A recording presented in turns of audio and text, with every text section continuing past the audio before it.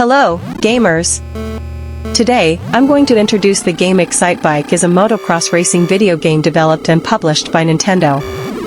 Originally released for the Famicom in Japan in 1984, it was later ported to arcades as Versus Excitebike for the Nintendo Versus system later that year.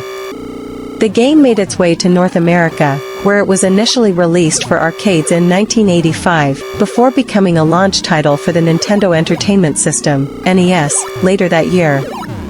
It quickly became one of the best-selling games on the console, marking the beginning of the Excite series.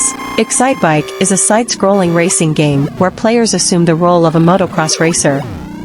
The game offers two main gameplay modes, Selection A, which allows for a solo race run, and Selection B, where players compete against computer-controlled opponents.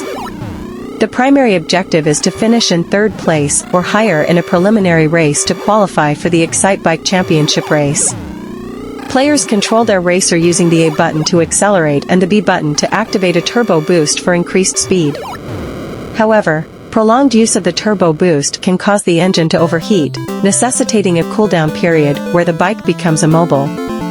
To reset the engine's temperature, players can drive over arrows located along the course.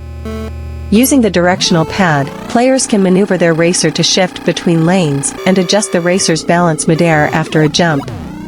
Landing squarely on both wheels allows the racer to maintain momentum, while an uneven landing may result in a loss of speed or a crash.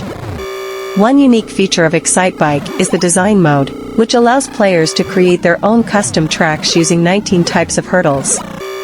These tracks can be saved and loaded for future play, making for endless gameplay possibilities. Additionally, players in Japan had the option to save their custom tracks using the Famicom data recorder tape drive, although this feature was not available outside of Japan. Remember to subscribe to the channel. Thank you.